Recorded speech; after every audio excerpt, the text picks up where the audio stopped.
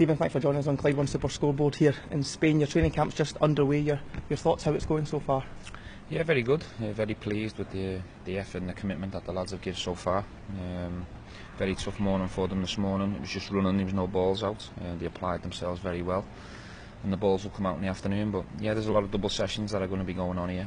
The surroundings are glorious. It's very hot, which will help in terms of fitness. But we're here to work and we're here to grow as a team, get that bonding and team spirit going, and start really drilling into the lads how we want to play in and out of possession. So being away in a hotel gives us that opportunity not just to get 2 sessions in them, but also do some classroom stuff as well. Throughout your career you've seen how team unity can help a team, both at Liverpool and with England as well. Yeah. Is that something you're trying to encourage in this squad and build this coming forward? Well, I think if we're looking for success, I think it's very important that we're all one and we're all pulling in the same direction. I'm very confident in the staff that I've brought in here that they can be a fantastic support to the players.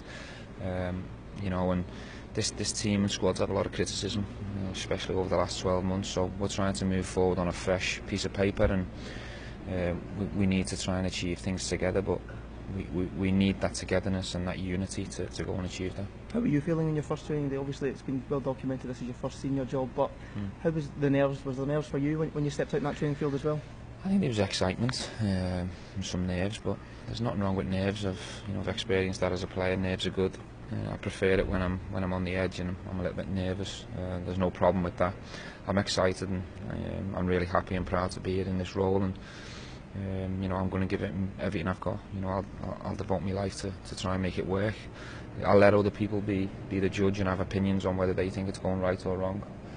All I can do is give it me all and give it my best shot. In terms of this training camp, it's an impression to make the players who are already here make an impression on you, but for the new players in as well, 6 new recruits, how has it been for them to blend into the squad as well? Well, that's another reason why we're here. You know, the squad's going to change and has changed over the weeks, and it'll change even more in the coming weeks. So the idea is for the new players to settle in, and the lads that are already being here to help them settle as quick as they can.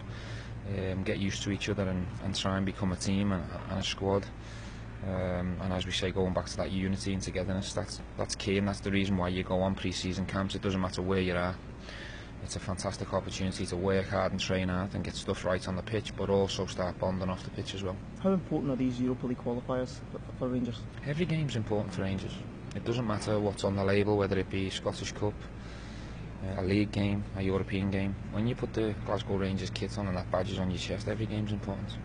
And for these qualifiers coming up, obviously disappointment last season, but are you looking to build more or add more players to your squad this time round before those games? Obviously, if you do get through, there's so many qualifiers. There'll be more players getting added to the squad. And more outgoings as well at this point, do you think? Possibly. In terms of Alfredo Morelos, one that, you know, last season maybe his head was turned 1 or 2 from bids in China or whatnot. Is he one that I think that's a question that you'll have to ask Alfredo. We love the player. Fans love the player. He's a goal scorer. We know what he can add to this team and squad. I think if you want me to ask whether his head's been turned, I think that's a question you'll have to ask the player himself.